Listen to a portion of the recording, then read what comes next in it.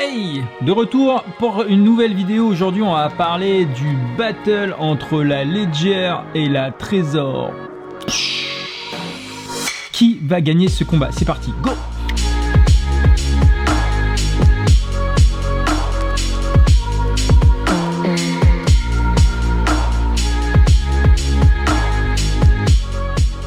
Car oui, ici on va parler de la meilleure méthode pour sécuriser sa crypto-monnaie et ça passe par des clés physiques. Et les deux clés que j'utilise moi personnellement, c'est Trésor et Ledger. Alors je sais qu'il en existe une tonne d'autres, il y a Cool Wallet, Keychain, CoinPlus, etc. Mais je ne les utilise pas, donc je n'en parle pas. Et donc juste pour clarifier les choses, je suis aucunement sponsorisé ni par Ledger ni par Trésor. C'est juste que moi je les utilise et je me suis dit tiens, je vais faire un comparatif entre les deux. Car oui, souvent on se demande laquelle des deux est la meilleure entre Trésor et Ledger. Et ben franchement, le combat il est assez serré. Et donc dans cette vidéo, je vais te parler succinctement de 4 modèles que sont la Nano S, la Nano X de chez Ledger, mais également chez Trésor, la Trésor One et la Trésor T. Et pourquoi aujourd'hui j'ai deux clés physiques? Ben tout simplement c'est la diversification. J'en parle tout le temps dans ma chaîne, mais c'est important de diversifier ses investissements, donc que ce soit dans l'immobilier, que ce soit dans la bourse, que ce soit dans la crypto-monnaie. Moi c'est 3 secteurs où j'ai investi, j'ai diversifié, et c'est pour ça que la diversification je la fais aussi dans les clés physiques avec 2 clés physiques différentes. Alors oui, une clé physique c'est quoi? Mais en fait ça permet d'avoir la crypto-monnaie sur une clé qui est complètement hors ligne, qui n'est pas connectée à internet. Et si tu la perds, si tu te la fais voler ou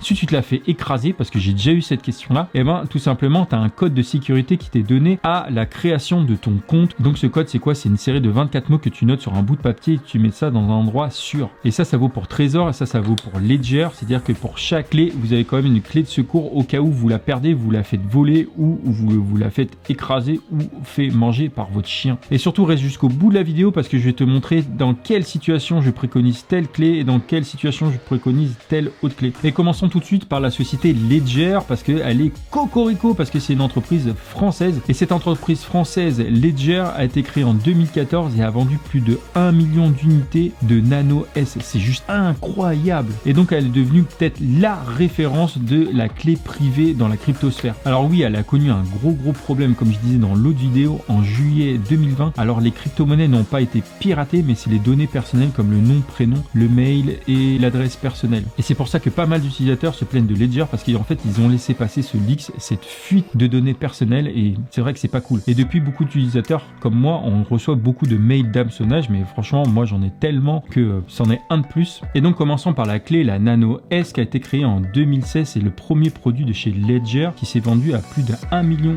d'exemplaires. Et clairement entre la Nano S et la Nano X, il n'y a pas une grande différence en termes de crypto-monnaie. On a à peu près accès à 180 crypto-monnaies, les plus connues comme le Bitcoin, l'Ethereum, le Litecoin. Mais le plus gros inconvénient de la Nano S, c'est qu'en fait il n'y a pas de Bluetooth contrairement à son grand frère la Nano X. Et donc quand vous voulez transférer de la crypto-monnaie, il faut passer par le câble de la Nano S. Et avec ce câble, vous allez ensuite sur internet et vous faites un transfert de fonds. Et à partir de ce moment-là, on va vous demander la clé privée pour pouvoir faire des échanges ou des transferts. Et le deuxième inconvénient sur la Nano S, c'est qu'on peut mettre à peu près 18 applications dessus, donc 18 crypto-monnaies différentes, alors que la Nano X, son grand frère, on peut mettre plus d'une centaine. Donc la capacité est différente entre la Nano S et la Nano X. On peut mettre plus ou moins d'applications sur l'un, donc 18 à peu près sur la Nano S contre 100 sur la Nano X. Mais son gros avantage reste sa sécurité, sa fiabilité et son prix. Et pour 59 €, on peut avoir un Nano S, on peut l'acheter sur Amazon ou sur le site officiel. Et personnellement, j'ai acheté ma clé sur le site officiel de Ledger et non pas sur Amazon, parce qu'on sait jamais avec Amazon si quelqu'un a eu accès à la clé avant de vous l'envoyer. Et donc pour débuter, la Nano S est vraiment très bien parce qu'on a accès à la plupart des crypto-monnaies. Alors oui, le stockage est limité, alors oui, il faut utiliser un câble, mais le prix de 59 € est vraiment très compétitif en termes de qualité-prix. Et passons maintenant à la Nano X. Quels sont les avantages de cette clé et quelle est la différence avec la Nano S? Et bien tout simplement, la Nano X, on a accès à plus d'applications. Je vous le disais juste avant, on a accès à 100 applications sur la Nano X contre à peu près 18 sur la Nano S. Donc on peut stocker beaucoup plus de crypto-monnaies et on peut donc stocker beaucoup plus de crypto-monnaies. Donc si vous avez beaucoup de crypto-monnaies différentes, et ben je vous orienterai plus vers la Nano X. Et le deuxième avantage, c'est que la Nano X fonctionne en Bluetooth et ça c'est plutôt cool. On peut utiliser l'application sur son téléphone qui s'appelle Ledger Live et faire du transfert directement, et ce sans câble, sans avoir à se connecter sur ordinateur. On peut le faire directement sur smartphone et ça c'est un gros avantage. Et tout comme la Nano S, avec la Nano X on accède à peu près au même nombre de crypto-monnaies, à plus de 180 crypto-monnaies différentes. Et la différence finalement en termes de taille entre les deux est assez minime.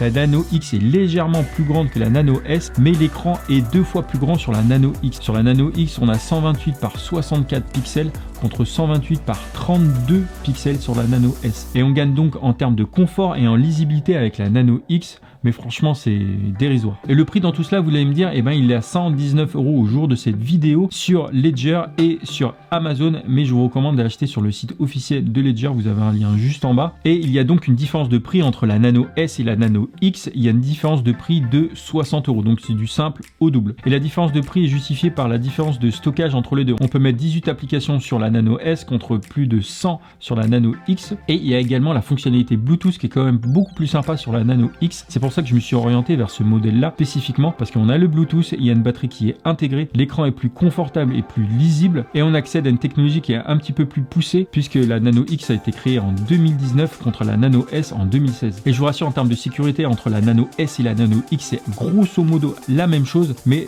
en termes de fonctionnalité c'est pas pareil. Donc si vous avez le budget pour acheter la X, bah tant mieux, et sinon orientez-vous vers la S. Et passons maintenant à la société Trezor qui a été créée en 2011 et qui a créé le Trezor One en 2013. Et oui, sans rentrer dans les détails, dans les spécifications de Trezor, c'est vraiment pas le but de cette vidéo, c'est vraiment de faire un comparatif entre chaque modèle. Et donc pour parler du Trezor One, qui est la clé physique de Trezor, qu'est-ce qu'elle propose de plus que la Nano S? Quels sont ses avantages et quels sont ses inconvénients? Et ben grosso modo c'est à peu près la même chose que la Nano S, donc bien sûr le design n'est pas le même, mais le Trezor One bénéficie de la réputation de Trezor, c'est-à-dire que eux, contrairement à Ledger, ne se sont fait jamais hacker leurs données personnelles, et ça c'est vraiment un gros plus par rapport à Trezor, et je pense qu'ils ont gagné des clients grâce à cela, grâce à leur réputation et grâce à la sécurité de leurs produits. Mais un des plus gros défauts de la Trezor One, c'est qu'ils ne proposent pas d'interface mobile, et tous les Trezors d'ailleurs ne proposent pas d'interface mobile sur smartphone. Et la Trezor One ne propose pas de sécuriser certaines crypto-monnaies comme le XRP, l'EOS ou le XMR qui est le Monero. Et aussi, contrairement à son grand frère le Trezor T, elle n'a pas d'écran tactile et c'est simplement des boutons sur la clé. Et donc passons donc à son grand frère le modèle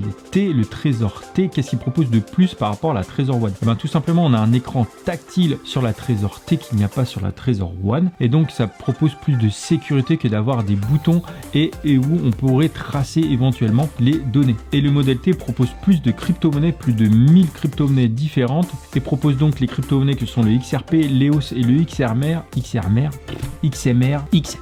contrairement au modèle One qui ne propose pas ces crypto-monnaies là. Mais le défaut du modèle T qui est également un avantage, c'est son écran tactile. L'écran tactile je le trouve trop petit, donc si vous avez des gros doigts c'est un peu compliqué. Et contrairement au modèle One, le modèle T propose un écran tactile qui est en couleur, ce qui n'est pas le cas du modèle One. Donc la différence entre le modèle T et le modèle One, c'est que le modèle T propose un écran tactile, un écran en couleur, donc il n'y a pas de bouton, et propose plus de crypto-monnaies, mais la sécurité est la même puisque c'est la même boîte Satoshi Labs qui fait les deux produits, et donc on bénéficie de la réputation Trezor. Et parlons également du prix qui est assez exorbitant sur le modèle T. On est aux alentours de 190 € pour le modèle T, et donc il est beaucoup plus cher que son concurrent direct qui est le Nano X. Et donc si nous devions comparer le Nano X et le modèle T, quelles sont les grandes différences entre les deux? Et bien le modèle T propose un écran tactile que ne propose pas le Nano X, et le modèle T est aussi un logiciel open source, mais le prix du modèle T est vraiment exorbitant par rapport au Nano X, donc il y a une différence à peu près de 80 €, mais ce qui pèse vraiment dans la balance c'est vraiment le prix entre les deux. On a 190 € sur le modèle T contre 119 € sur le Nano X, et juste pour ça Ledger gagne. Quant au Nano X, il a un prix qui est beaucoup moins cher que le modèle T, il bénéficie aussi de sa fonctionnalité Bluetooth et de l'application Ledger Live qui est quand même cool à utiliser et très ergonomique et très facile à utiliser.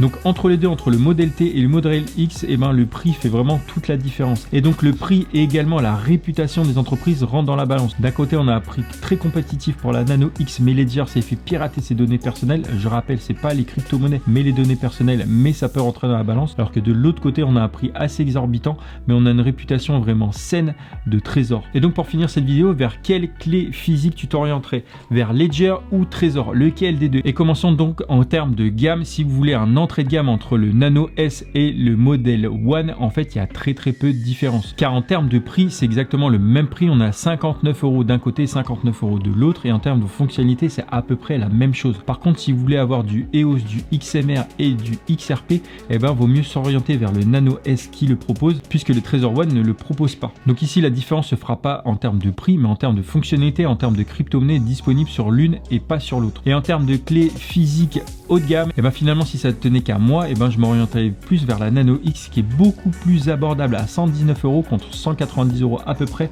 pour le modèle T. Et aussi du côté de Ledger, on a une application qui s'appelle Ledger Live qui est vraiment top et la fonctionnalité Bluetooth fait vraiment toute la différence. Et donc finalement, si tu as très peu de crypto-monnaie et tu en as seulement pour 100 ou 200 €, ça vaut pas du tout le coup d'acheter une clé physique. Par contre, si tu as beaucoup plus d'investissement, plusieurs centaines d'euros, voire des milliers et des dizaines de milliers d'euros, et ben il faut t'orienter vers une clé physique. Et donc le minimum syndical, c'est d'acheter la Nano S ou le modèle One de chez Trésor. Et donc voilà, j'espère que cette vidéo t'a aidé à choisir quelle clé physique t'orienter pour telle ou telle utilisation. Et donc dans cette vidéo, j'ai voulu faire la vidéo la plus courte et la plus succincte possible. J'ai pas voulu parler blabla et parler en termes de technicité et en termes de détails. Et si tu veux beaucoup plus de détails techniques, et ben je t'invite à aller voir les sites en référence que sont Ledger et Trésor. Et dessus, tu auras tous les détails sur quelles sont les crypto-monnaies qui sont supportées par telle ou telle clé. Et voilà, je voulais faire un comparatif entre ces 4 clés. Et le mieux, tu l'as compris, c'est d'avoir ta crypto-monnaie sur ta clé physique parce que vraiment, tu as accès et tu n'as pas cette crypto-monnaie là sur tes plateformes. Et donc voilà pour cette vidéo, et je peux que te recommander de mettre tes crypto-monnaies sur une clé physique car seul toi as le pouvoir sur ta clé. Et souvent, ce qu'on dit, c'est si t'as pas ta clé, t'as pas ta crypto. Et avec une clé physique, et ben t'as vraiment ta crypto-monnaie entre tes mains et t'as vraiment possession de celle-ci. Et je sais pas si t'as regardé ma première vidéo sur comment sécuriser sa crypto-monnaie, je t'invite à aller la voir, elle est juste là.